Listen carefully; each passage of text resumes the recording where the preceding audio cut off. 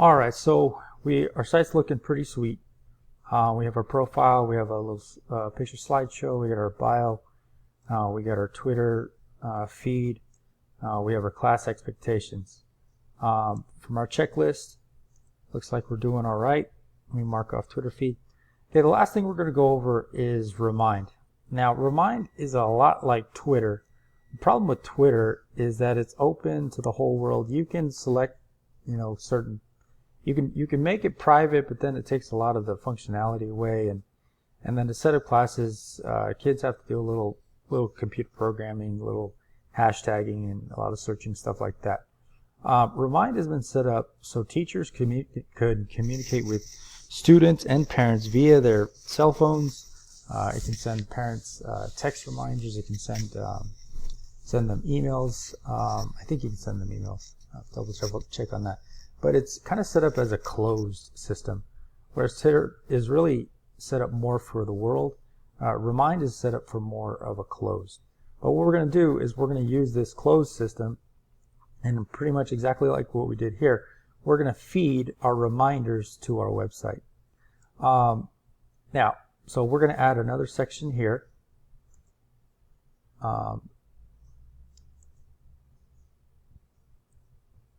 I'm going to add a new page, and again, Flex Editor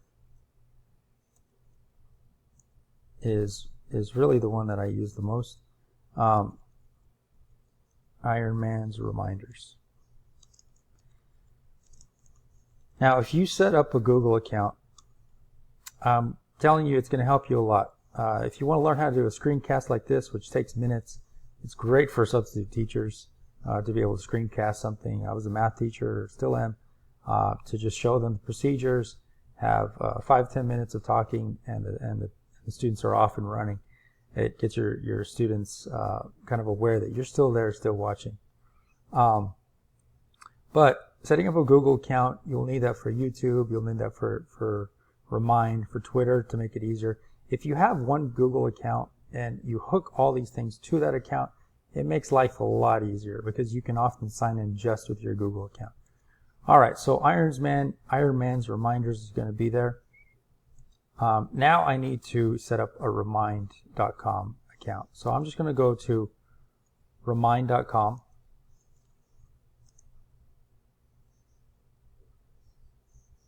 And I'm going to log in. Now, if you have a Google account, you don't have to sign up. You can just sign up with your Google account, which makes it a little nicer because that's one less thing you have to do. So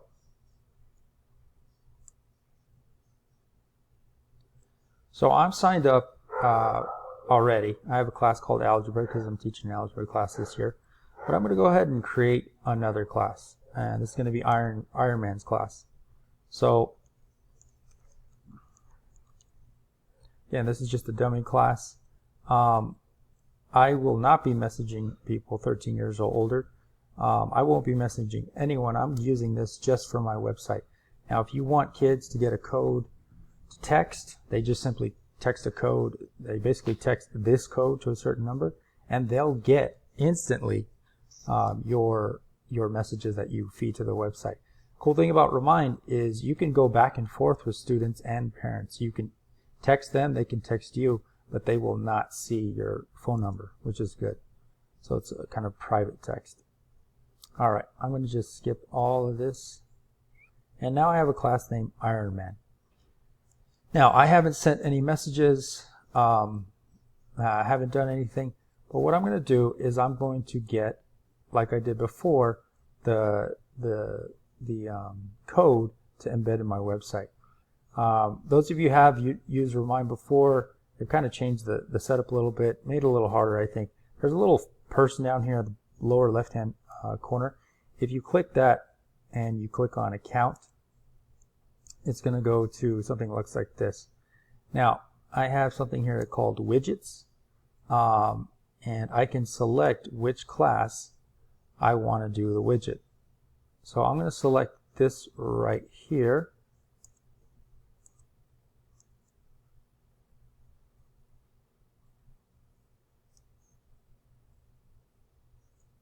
And I'm going to copy the code. Okay, so now that code is in my widget, in my computer. It's saved. It's just waiting to be pasted somewhere.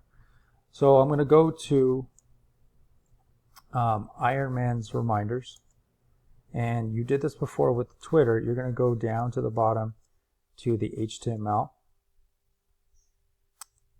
and notice there's nothing there because we haven't put anything.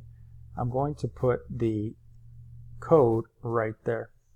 All right, and I'm going to save the code. And so again, when I preview the code, when I preview the page up here on View Website, it's going to show Iron Man's reminders, and I'm going to put that here, and it's not going to have anything loaded. Okay, so now I've got to start testing it out a little bit.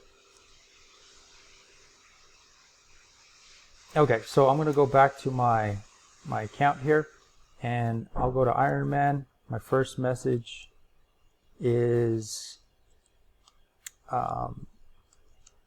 homework is to learn to fly. Okay, and I'm going to go ahead and send it. I don't care for desktop notifications. Don't care for any notifications. That's just me. All right, homework is learn to fly. Now, let's say I want to do an attachment. I can, just like I did before with the student supply.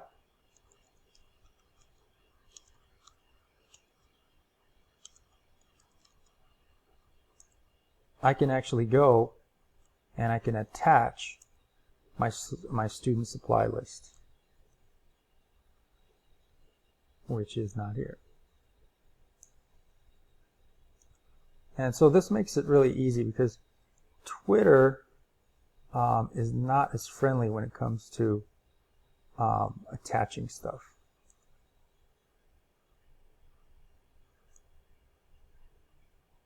Okay, there's my supply list, 6th through 8th, and I can put it there, and it's going to upload it, and it's there. So on the website, it'll have the attachment. So when I go to my website, and again, all this can be done on your cell phone too. Of course, you can't. It's a little harder to attach documents from a cell phone. It depends how well you know your cell phone. But I should, when I update the website, see homework is learn to fly and supply list attached. So I'm going to go to, it helps if you go to a new browser because when you're working in, like I've been working in Firefox and you don't update it, not update it, but when you don't refresh it, even when you do refresh it, sometimes it still does the old one. All right, so again, go into the, all right, go to the website, and I have, again, I'm on Iron Man's reminders, and it has the feed there, and parents can easily click on the attachment and start downloading that attachment. But I got away from it. And so this is what the parents see when they go to it. So you can upload photos, you can attach photos to this, which is pretty cool. I would recommend this be a classroom announcement deal, and your front is what you want the world to see. So one is closed, one is open. So let's go back to our cut list here, remind.com. So these are the expectations. It doesn't take that long to set up, and it makes your website look super, super cool. So you should have enough to start setting up pages over here on the side, linking documents, having a slideshow, doing a Twitter feed, and doing a remind. All right, good luck, and email me or ask me any questions if you have any.